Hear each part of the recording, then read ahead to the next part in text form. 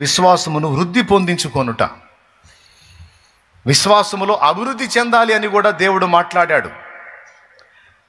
విశ్వాసములో కొంచెము ఉంది, ఇంకొంచెము ఉంది, పరిపూర్ణ విశ్వాసం కూడా ఉందని మీకు తెలుసా? ఆ మాట పౌలు మాట్లాడాడు 1 కొరింథీ పత్రిక 13వ అధ్యాయము 1వ వచనం నుంచి. మనుషుల భాషలతోనూ దేవదూతల భాషలతోనూ నేను మాట్లాడినను, ప్రేమ లేని వాడనైతే మ్రోగిడి కంచును గనగనలాడు తాళమునయుందును. ప్రవచించు కృపావరము కలిగి మర్మములన్నీయు జ్ఞానమంతయు ఎరిగిన వాడనైనను, కొండలను పిగిలింపగల పరిపూర్ణ విశ్వాసము కలవాడు. పరిపూర్ణ విశ్వాసం అన్న దగ్గర అండర్లైన్ చేయి. పరిపూర్ణ విశ్వాసము అనే మాట వాడాడంటే అపరిపూర్ణ విశ్వాసం కూడా, అల్ప విశ్వాసం కూడా ఉంది. కొండలను పెకలింపగలిగిన పరిపూర్ణ విశ్వాసం అన్నాడు. అంటే మనలో ఉన్న విశ్వాసం అభివృద్ధి చెంది అది పరిపూర్ణత సంతరించుకుంటే ఎంత పవర్ వస్తుందంటే, దానికి ఒక కొండను చూపించి లే అంటే అది లేచిపడే అంత పవర్ ఉంటుంది విశ్వాసానికి అని చెప్పాడు ఆయన. కొట్టొద్దులే, పర్లేదు, ఏం కొడతాలి ఈ వయసులో, ముసలోళ్ళు అయిపోలా. దేవునికి స్తోత్రం. విశ్వాసానికి ఉన్న దమ్మెంతో అక్కడ చెప్పాడు పౌలు. యేసు ప్రభు చెప్పాడు, పౌలు చెప్పాడు. ఆవగింజంత విశ్వాసం అని యేసు ప్రభు చూపించి, ఇదిగో ఈ కంబళి చెట్టును చూసి ఇది నువ్వు వెళ్ళి సముద్రంలో పడంటే పడిద్ది, కొండను చూసి పడమంటే పడిద్ది, నువ్వు ఏది చెబితే అది జరిగిద్ది, సందేహించక పలికితే అనే మాట యేసు ప్రభు వాడాడు. దానికే నిర్వచనం పౌలు చెప్పాడు. ఇందాక నేను చూపించిన వచనం 1 కొరింథీ పత్రిక 13:1 నుంచి చదివితే పరిపూర్ణ విశ్వాసం అన్నాడు. అంటే కొద్దిగా మనలో ప్రారంభమైన విశ్వాసము అంచెలంచెలుగా అది ఎదుగుతూ డెవలప్ అవుతూ ఇంకా గొప్ప గొప్ప కార్యాలు సాధించే విధంగా ఉండాలి. కానీ మొదలైన విశ్వాసం కుంచుకుపోయి కొంచెమయ్యేటట్టుగా ఉండకూడదు. దేవునితో నడిచే కొద్దీ దేవుని కార్యాలు చూసే కొద్దీ నీ విశ్వాసం అభివృద్ధి చెందాలి తప్ప విశ్వాసం కుంచుకుపోకూడదు. అంటే అలా అయ్యే ఛాన్స్ ఉంది. అదే నేను కూటాల్లో చెప్పాను ఒక వర్తమానంలో. స్టార్టింగ్లో దయ్యాలను వెళ్ళగొట్టి రోగులను స్వస్థపరచగలిగిన శిష్యులు మార్కు సువార్త 3:13లోనేమో దయ్యాలను వెళ్ళగొట్టగలిగారు. అదే మార్కు 9లోనేమో వాళ్ళ చేతగాల. ఎందుకు చేతగాల అంటే యేసు ప్రభు గద్దించాడు, విశ్వాసము లేని మూర్ఖతరము వారలారా. విశ్వాసం లేకపోవటం ఏంటి అంటే వాళ్ళు అనుకున్న కార్యం సాధించేంత స్థాయి విశ్వాసం వాళ్ళలో తరుగైపోయింది. అది స్టార్టింగ్లో ఉండే.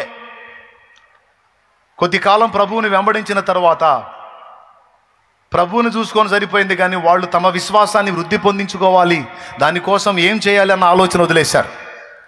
విశ్వాసాన్ని వృద్ధి పొందించుకునేది ఎట్లా? రెండవ పాయింట్, విశ్వాసాన్ని వృద్ధి పొందించుకునేది ఎట్లా అంటే ప్రార్థన ద్వారా విశ్వాసాన్ని వృద్ధి పొందించుకోవాలి అని యేసయ్యే చెప్పాడు, ఉపవాస ప్రార్థనల వలన అని.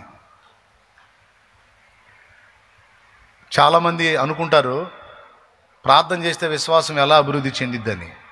ఎలా అభివృద్ధి చెందిద్దో నీకు దమ్ముంటే చేసి చూడు. నువ్వు చేసి చూడు, ఎలా అభివృద్ధి చెందిద్దో చేసి చూడు. నేను చెప్తున్నాను, నీకు దమ్ముంటే నిజంగా తాగుబోతాడు కానీ ఆరంగారంగా మందు తాగినట్టు తాగుబోతాడు తాగుతుంటాడు. గమనించారో లేదు మీరు? కాస్త దిగిందంటే చాలు మళ్ళీ అడుక్కొనైనా పోయి తెచ్చుకొని తాగుతాడు. వాడేమో ఆ మత్తుకి. నేను చెప్పినట్టు నువ్వు కొంచెం గ్యాప్ వచ్చినా మోకాళ్ళు వేయటం అలవాటు చేసుకో, ప్రార్థనలో గడపడం అలవాటు చేసుకో, దేవునితో సంభాషించడం అలవాటు చేసుకో, దేవునికి మనసును ట్యూన్ చేయటం అలవాటు చేసుకో. నీకు తెలియకుండానే నీలో విశ్వాసం అభివృద్ధి చెందకపోతే అప్పుడు అడుగు. ప్రార్థనా జీవితం తగ్గిపోతే విశ్వాసం సన్నగిల్లిద్ది. ప్రార్థనా జీవితం తగ్గిపోతే విశ్వాసం బలహీనపడిద్ది. ప్రార్థనా జీవితం నువ్వు ప్రజ్వలింపజేసుకుంటా ఉంటే, ప్రార్థనలో నువ్వు మండుతూ ఉంటే నీలో విశ్వాసం గ్రోత్ అయింది. ఇది నిజం. నీకు ఇంట్రెస్ట్ ఉంటే రాసుకో, గుర్తు రాసుకో. నేను చెప్పలా, యేసయ్యే చెప్పాడు. యేసు ప్రభు ప్రశాంతంగా ఉన్నప్పుడు వాళ్ళు ఆయన దగ్గరికి వెళ్ళారు. ప్రభువా, మేమెందుకు ఆ దయ్యమును వెళ్ళగొట్టలేకపోతే అని అడిగారు. అందుకు ఆయన అన్నాడు, ప్రార్థన వలననే కానీ ఇలాంటివి వదిలిపోవుట అసాధ్యము. మరి అట్లయితే నువ్వు అక్కడ విశ్వాసం లేదు మీకు అన్నావు కదా, విశ్వాసం లేని మూర్ఖతరము వారు అన్నావు కదా, మరి ఇక్కడ విశ్వాసం వ్యవహారం ఎత్తకుండా ప్రార్థన వ్యవహారం ఎత్తుతావేంది అని మనం అడుగుదాం యేసయ్యను. అప్పుడు యేసయ్య ఇచ్చే సలహా సమాధానం ఏంటో తెలుసా? ప్రార్థన చేయటం ద్వారానే విశ్వాసం వృద్ధి చెందిద్దిరా బాబు అని. నీళ్లు పోస్తే చెట్టు పెరిగినట్టు ప్రార్థనా జీవితం వృద్ధి అయితే మనకు తెలియకుండానే విశ్వాసం మనలో వృద్ధి అవుతుంది. ప్రార్థనా జీవితం సన్నగిల్లితే విశ్వాసం తరిగిపోతుంది. ప్రారంభంలో మన విశ్వాసం భగ్గున మండింది, తర్వాత ఎందుకు మన విశ్వాసం సన్నగిల్లిందో చెప్పనా? ఒకటే ఒక కారణం. ప్రారంభంలో కొత్త ఒక వింత పాత ఒక రోత అన్నట్టు కొత్త వింత కదా, పిచ్చి పిచ్చిగా ప్రార్థన చేశాం. ఏ కొంచెం అవకాశం వచ్చినా మోకాళ్ళు వేయటం, హల్లెలూయా హల్లెలూయా హల్లెలూయా స్తోత్రం స్తోత్రం స్తోత్రం అంటూ మొదలుపెట్టాం. అప్పుడు ఆ ప్రార్థన అలాగనే ఉంది, దాని పట్టు విశ్వాసం యొక్క శక్తి అలానే పనిచేసింది. ఇప్పుడు ఎక్కడ దాకా ఎందుకు కొత్తగా వచ్చిన అన్యుల్ని మీరు గమనించండి, వాళ్ళు ఎంత స్పీడ్గా ఉంటారో చూడండి. ప్రార్థన చేద్దాం అక్క, ఏదైనా దేవుడు చేస్తాడు అంటుంటారు వాళ్ళు. సీనియర్ విశ్వాసం ఏమంటారు తెలుసా? చేసి చేసి ఏడు ఎల్లికలు పడ్డా ఉన్నట్టు మాట్లాడుతుంటుంది. అంటే ఏమి నరాల వీక్నెస్ వచ్చింది. కొత్తగా లైన్లోకి వచ్చిన వాళ్ళకేమో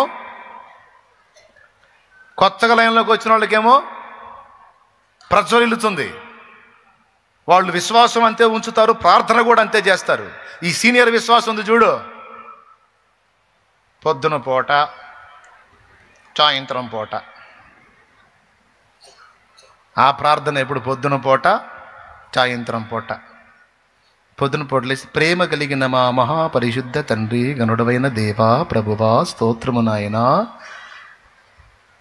దీర్ఘాలు తీసి 4 ముక్కలు చేసి యేసు నామంలో అడుగుచున్నాము తండ్రి ఆమెన్. ఈ పూటకి ప్రార్థన మమా.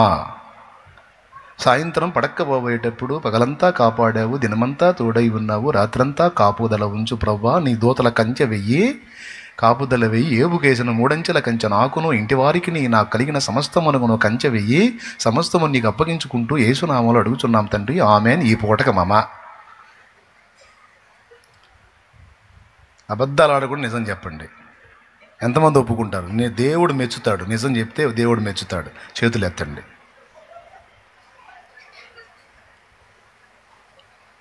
వాళ్ళు యథార్థవంతులు, వాళ్ళు చేసేది అదే కాబట్టి వాళ్ళు యథార్థంగా చేతులు ఎత్తారు.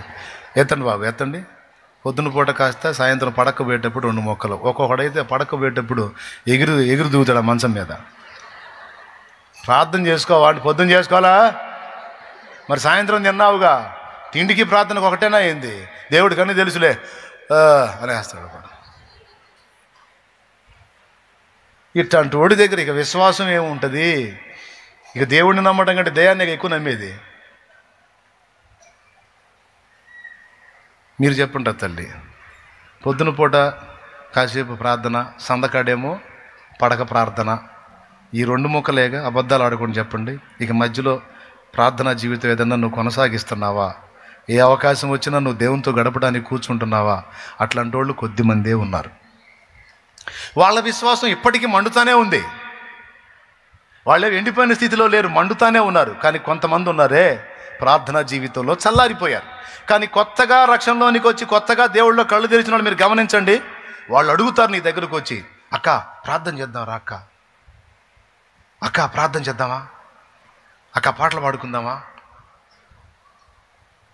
ఆమె వచ్చి తలుపు కొడుతుంటే నువ్వు ఇంట్లో సీరియల్ చూస్తూ ఉంటావు, లేదా సినిమా చూస్తూ ఉంటావు. ఆమె తలుపు కొట్టగానే టపిమని ఆపేసి వందనాలమ్మాదా షబ్బో ఏం మొదలు పెట్టిందా, కొత్తగా కళ్ళు తెరిచిందేమో, కొత్తగా కళ్ళు తెరిచి ప్రయాణం చేస్తుంది. ఏంటి ప్రార్థన చేసుకుందామని వచ్చానక్క. ప్రార్థన చేద్దాం, చాలా ప్రార్థన చాలా మంచిది. పొద్దున్న చేసుకున్నాలే, అయినా నువ్వు చేద్దాం అన్నావుగా, కొంచెం పనులు ఉన్నాయి, 2 ముక్కలు చేసుకొని ముగించుకుందాం. మళ్ళీ ప్రార్థన చేయకపోతే ఆమె ఏంది, ఏం సరిగ్గా ప్రార్థన చేయదు, పనికి మళ్ళీ అనుకుంటుంది ఏమో అని బిల్డప్. మళ్ళా నిజమే కదా? మీరు చెప్పండి, సీనియర్స్ దగ్గర ఎక్కువ ప్రార్థనా జీవితం ఉంటుందా, జూనియర్స్ దగ్గర ఉంటుందా? ఎంతమంది ఒప్పుకుంటారు జూనియర్స్ దగ్గరే ఉంటుంది అన్నవాళ్ళు చేతులు ఎత్తండి. జూనియర్స్ దగ్గరే ప్రార్థనా జీవితం ఎక్కువ ఉంటుంది అన్నవాళ్ళు చేతులు ఎత్తండి. ఖచ్చితంగా ఒప్పుకొని తీరాల్సిందే. సీనియర్స్ దగ్గర అవసరార్థమైన ప్రార్థనలు ఉంటాయి. పరిస్థితి బెడిసిందనుకో, అప్పుడు భక్తి కట్టలు తెంచుకుంటుంది.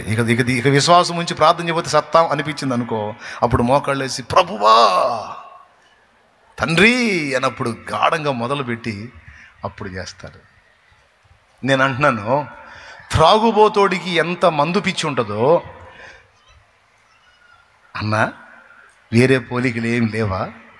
ఈ తాగుబోతోళ్ళు పోలిక తప్పితే అనొద్దు. బైబిల్లో ఆ పోలికే పోల్చాడు, అందుకని చెబుతున్నాను నేను. మద్యముతో మత్తులై ఉండకూడి, దానిలో దుర్వ్యాపారము కలదైతే ఆత్మపూర్ణులై ఉండండి. ఎఫెసీ పత్రిక 5వ అధ్యాయము 17-18 వచనాలు. ఒక మత్తుకు అలవాటు పడిన వాడు పదే పదే ఆ మత్తులోనే ఉండటానికి ఇష్టపడినట్లు, దేవునితో సహవాసం అలవాటు పడిన మనం పదే పదే పదే పదే ఎప్పుడైతే తిరిగి ప్రార్థనా జీవితాన్ని పునర్నిర్మించుకుంటామో అప్పుడు విశ్వాసం బలపడుతుంది. తిరిగి నీ మొదటి స్థితి నీకు వస్తుంది. పూర్తిగా శత్రువు మీద జయం కలుగుతుంది. మొండి సమస్యలు వదిలిపోతాయి. మొండి సమస్యలు వదిలిపోతాయి. మొండి సమస్యలు వదిలిపోతాయి. నువ్వు మొండి పట్టు పడితేనే ఈ మొండి దయాలు వదిలిపెట్టిపోయేది, లేకపోతే ఇలాంటివి వదిలిపోవుట అసాధ్యమని యేసయ్య చెప్పాడని మర్చిపోవద్దు. యేసయ్య చెప్పాడు. 29వ వచనం, మార్కు సువార్త 9:29. అందుకు ఆయన ప్రార్థన వలననే గాని మరి దేని వలనైనా ఈ విధమైనవి వదిలిపోవుట అసాధ్యమని చెప్పాడు. అదేంది అక్కడ విశ్వాసం అన్నావు? నీకు విశ్వాసం లేదు అందుకు దెయ్యం పోలేదు అన్నావు. ఇక్కడేం ప్రార్థన అన్నావు? అసలు విశ్వాసమా ప్రార్థన అంటే యేసు ప్రభు చెప్తున్నాడు, రే బాబా, ప్రార్థనా జీవితంలో మీరు బలంగా ఉండండి, ప్రార్థనా పరులై ఉండండి, ప్రార్థనలో ఉండండి, విశ్వాసం లైన్లో ఉంటుంది. నూనె పోయండి, దీపం వెలిగిద్ది అన్నట్టు చెప్పాడు. భక్తులందరినీ చూస్తాం, యేసయ్యని చూస్తాం. దినమంతా పని చేయుచు నాదుడు యేసు జనుల బాధలు మోయుచు. దినమంతా పని చేయుచు నాదుడు యేసు జనుల బాధలు మోయుచు. ఈనోడు మరుగౌ వేళ జనకు నికడకేగి, ఈనోడు మరుగౌ వేళ జనకు నికడకేగి, మనసార విశ్రాంతి అనుభవించెడి చోటు. కరుణాపీఠము చేరరే దేవుని కృప చరణాస్థలిని చేరరే. పరలోక జనకుని వరములు లభించు, పరలోక జనకుని వరములు లభించు. కరుణామౌ ప్రార్థనలు కరములు జోడించి, కరుణాపీఠము చేరరే దేవుని కృప చరణాస్థలిని చేరరే. దేవునికి మహిమ. ఈ పాట అంతా ప్రార్థన మీదే ఉంటుంది, ప్రార్థన గురించే ఉంటుంది. మీరు అబద్ధాలు ఆడకుండా చెప్పండి, నేను ముగిస్తున్నాలే కానీ ఇంకెక్కువ సోజ్ చెప్పను. ఎందుకంటే ఇక మెయిన్ పాయింట్ అందించాను, ఇంకంత మించి ఎక్కువ మాట్లాడితే ఉన్నాయని పోతాయి. మీరు అసలుకి తెలివి ఎక్కువైన వాళ్ళు. ఏమండి, అబద్ధాలు ఆడకుండా ఒక మాట చెప్పండి. నీ ప్రార్థనా జీవితం మండినంత వరకు నీ జీవితాల్లో కార్యాలు ఎలా ఉన్నాయి? నీ విశ్వాసపు ఫోర్స్ ఎలా ఉంది? ఇప్పుడు ఎలా ఉంది? ఎక్కడ లోపం జరిగింది? లోకం ఎక్కడ ప్రవేశించింది? పాపం నీలో ఎక్కడ ప్రవేశించింది? బలహీనత ఎక్కడ ప్రవేశించింది? అల్ప విశ్వాసం ఎందుకు దాపురించింది? ఎందుకు గొప్ప గొప్ప కార్యాలు ఒకప్పుడు నువ్వు ప్రార్థన ద్వారా చూసిన దాన్ని, విశ్వాసం ఉంచిన దాన్ని ఈరోజు ఎందుకు చూడలేకపోతున్నావు? ఎందుకంత వీక్ అయ్యావు? ఎందుకు నీలో లోకం ప్రవేశించింది? కేవలం ఒక్కటే కారణం, నీకు తెలియకుండానే ప్రార్థనా జీవితంలో క్రమక్రమంగా చల్లారిపోయావు. ఎప్పుడైతే ప్రార్థనా జీవితంలో తిరిగి నువ్వు పుంజుకుంటావో, ఆరంగా మోకాళ్ళు నీ స్తుతిస్తా దేవుని కొనియాడుకుంటా దేవునితో గడపటం నువ్వు ఎప్పుడైతే మళ్ళా ప్రార్థన మొదలు పెడతావో, తిరిగి నీ విశ్వాసం బలం పుంజుకొని అది ప్రజ్వలించకపోతే, దీపం వెలిగినట్టు వెలగకపోతే అప్పుడు అడుగు. విశ్వాసము వృద్ధి పొందించుట, విశ్వాసమును ప్రజ్వలింపజేసుకొనుట.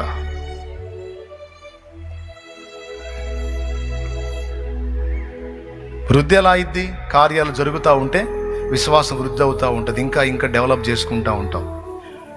కొంతమందిని రక్షించడానికి విశ్వాసం ఉంచావు, జరిగింది. అప్పుడు 50 మందిని రక్షించడానికి విశ్వాసం ఉంచావు, జరిగింది. ఇప్పుడు విశ్వాసం వృద్ధి అయింది, 100 మందిని నేను రక్షించగలడు దేవుడు. 100 మందిని రక్షించు, 1000 మందిని నేను రక్షించగలడు దేవుడు. విశ్వాసం గ్రోత్ అవుతూ ఉంటుంది. ఎందుకంటే కార్యాలు జరుగుతున్నప్పుడు, వాటిని చూస్తున్నప్పుడు, ఇది చేసిన దేవుడు అది కూడా చేస్తాడు, అది చేసిన దేవుడు అది కూడా చేస్తాడు, అది చేసిన దేవుడు అది కూడా చేస్తాడు, అది చేసిన దేవుడు ఇది కూడా చేస్తాడు. విశ్వాసం వృద్ధి అయింది. కార్యాలు జరుగుతున్నప్పుడు ప్రార్థనా జీవితం ద్వారా విశ్వాసం ప్రజ్వలించిద్ది, పక్కున మండిద్ది. ఎందుకంటే విశ్వసించేవాడే ప్రార్థిస్తాడు, ప్రార్థించేవాడే విశ్వాస వీరుడు. అందుకే భక్తులు ఏదన్నా జరగని, చిన్నది కానీ పెద్దది కానీ, రండి మోకాళ్ళు వేద్దాం అంటారు, రండి మోకాళ్ళు వేద్దాం అంటారు, రండి మోకాళ్ళు వేద్దాం, రండి మోకాళ్ళు వేద్దాం. మోకాళ్ళు నల్లబారిపోయి ఉన్నాయి, అందుకే వాళ్ళ మోకాలు తెల్లబారినాయి. అనేక మందికి దీవెనకరంగా మారారు. మన మోకాళ్ళేమో ఎర్రబారుతా ఉంటే మన మోకాళ్ళేమో అనకూడదుగా నల్లబారిపోయినట్టుగా అయిపోయినాయి మన బతుకులు. ఈరోజు దిద్దుకుందాం, ఈరోజు దిద్దుకుందాం. దేవుడు చెప్తున్నాడు, నీ విశ్వసించిన ప్రకారమే నీకు అవుతుంది, జాగ్రత్త అన్నాడు. విశ్వాసాన్ని అమర్చుకునే విషయంలో బ్యాలెన్స్ ఉందాం. శత్రువు బలాన్ని లక్ష్య పెట్టొద్దు, దేవుని బలాన్ని లక్ష్య పెట్టు. అప్పుడు దేవుడే కదులుతాడు. శత్రువు బలాన్ని, శత్రువు తెలివితేటల్ని, శత్రువు యుక్తుల్ని మీరు గణపరిచినట్లయితే వాడు కదులుతాడు. వాడిని లెక్క చేయదు. ఏడిశాడు వాడి తెలివి, వాడి బొంద. వాడేం చేస్తాడు? నా దేవుడు బలవంతుడు, తొక్కుతాడో నాకు తొక్కు, నన్ను గెలిపిస్తాడు, నాకు విజయం ఇస్తాడు, నన్ను నిలబెడతాడు, నన్ను వెలిగిస్తాడు. పూర్వపు వైభవానికి మించిన వైభవాన్ని నా తండ్రి నాకు ఇస్తాడు అని నువ్వు విశ్వసించు. ఎండిపోయిన నీ పొలం కూడా తిరిగి పండకపోతే అప్పుడు అడుగు. ఎండిపోయిన నీ బతుకు మళ్ళా చిగురించకపోతే అప్పుడు అడుగు. ఎండిపోయిన నీ పిల్లల జీవితాలు మళ్ళా చిగురించకపోతే అప్పుడు అడుగు. నా దేవుడు బలవంతుడు, నా దేవుడు బలవంతుడు, నా దేవుడు విడిపిస్తాడు, నా దేవుడు కాపాడుతాడు, నా దేవుడు స్వస్థపరుస్తాడు, నా దేవుడు బలపరుస్తాడు, నా దేవుడు నిలబెడతాడు. పూర్వపు వైభవం కంటే మించిన వైభవంలో నా దేవుడు నిలబెట్టకపోతే అప్పుడు అడుగు అని అనాలి నువ్వు. ఎవరిని బట్టి? రెండవది, దేవుని కార్యాలు ఒకటొకటిగా చూస్తూ గుర్తు చేసుకుంటూ తలపోసుకున్నప్పుడు విశ్వాసం గ్రోత్ అవుతుంది, మర్చిపోవద్దు.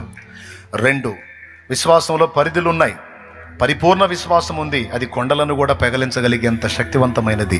2, మూడవది, ప్రార్థనా జీవితం ద్వారా విశ్వాసం ప్రజ్వలిల్లుతుంది, అంటే మండుతుంది. దీపం ఉండగానే సరికాదండి, దీపం వెలగాలి. మీ దీపములను వెలుగుచుండనీయుడి అన్నాడు యేసయ్య. దీపాలు వెలగాలి. మంచి పోరాటం పోరాడి తిని, నా పరుగు కడముట్టించి తిని, నా విశ్వాసమును కాపాడుకుంటేనే. కాబట్టి మీరు విశ్వాసాన్ని ప్రజ్వలింపజేసుకోవాలి. ఇక ప్రార్థనా జీవితాన్ని మొదలు పెట్టాలి. మళ్ళా దేవుని పాదాలు పట్టుకొని ఇక కదిలితే మెదిలితే మోకాళ్ళ మీదకి రావడం, కదిలితే మెదిలితే మోకాళ్ళ మీద రావడం. ఒక అన్యుడిగా ఉండి ఒకప్పుడు దేవుణ్ణి ఎరగని స్థితిలో ఉన్న నువ్వు దేవుణ్ణి తెలుసుకున్నాక ఎంత పిచ్చిగా ప్రార్థనా జీవితాన్ని నువ్వు హత్తుకున్నావో అదేవిధంగా తిరిగి నువ్వు లైన్లోకి రావాలి. పిచ్చి అనుకోని కాక జనం కదిలితే మోకాళ్ళు వేస్తుందేంది, కదిలితే మోకాళ్ళు వేస్తాడేంది అనుకోనే. దానిలో ఉన్న శక్తి వాడికేం తెలుసు? నిద్రమోహం వాడికి. నీకు తెలుసు. దానిలో ఉన్న బలం ఆమెకేం తెలుసు? పనికి మాలిందని నీకు తెలుసు. నువ్వేయ్, మళ్ళా మోకాళ్ళేయి. నీకు ఎదురు తిరిగిన దయ్యాలు పారిపోతే అప్పుడు అడుగు. నీకు ఎదురు తిరిగిన సమస్యలు పారిపోకపోతే అప్పుడు అడుగు. నిన్ను నీ పిల్లల్ని పట్టి పీడిస్తూ శోధిస్తూ గలిబిలి చేస్తూ నీ కుటుంబాన్ని అతలాకుతలం చేస్తున్న దయ్యాలు పారిపోతే అప్పుడు అడుగు. ప్రార్థించుదాం. ప్రార్థనా జీవితాన్ని బలోపేతం చేసుకుందాం. ఒకప్పుడు ప్రార్థనా జీవితం ఇప్పుడు లేదు చాలా మందిలో. ఒకప్పుడున్న మంట ఇప్పుడు లేదు. సోమరితనం, ప్రార్థన లేమి, నిద్రమత్తు, లోకాశలు నిన్ను కమ్మేశాయి. నీలో ఆనాటి మంట ఈనాడు లేదు, చల్లారిపోయింది. అందుకే దేవుడు మాట్లాడుతున్నాడు, ప్రార్థన మంట ఎప్పుడైతే చల్లారిందో విశ్వాసంలో కూడా చల్లారిపోయావు. దేవుడిని నమ్మడం కంటే దయాన్ని నమ్మే పరిస్థితికి వచ్చావు. నువ్వు ప్రార్థన చేయి, లేమ్మో. ఇది మొదలు నీవు ప్రార్థన చేసి నీ విశ్వాసాన్ని వృద్ధి పొందించుకో, ప్రజ్వలించుకోమని నా దేవుడు మాట్లాడుతూ ఉన్నాడు. రండి, మోకాళ్ళ మీదకి వచ్చి ప్రార్థన జీవితాన్ని పునరుద్ధరించుకుందాం. దేవునితో ఈరోజు తీర్మానం చేద్దాం. ఈరోజు ఒక తీర్మానం చేసి ఇక్కడి నుంచి వెళ్ళాలి మనం.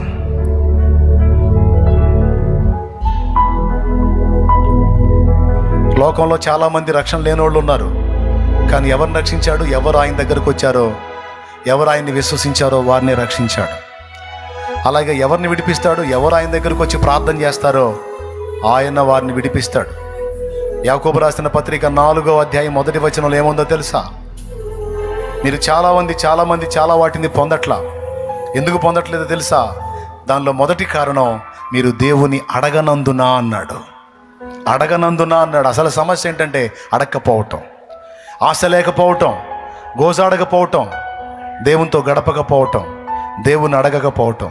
ఈరోజు అడుగుదాం, ప్రతి విషయాన్ని దేవుని ముందు అడుగుదాం. దేవుని కార్యాలు బలంగా చేయబోతున్నాడు.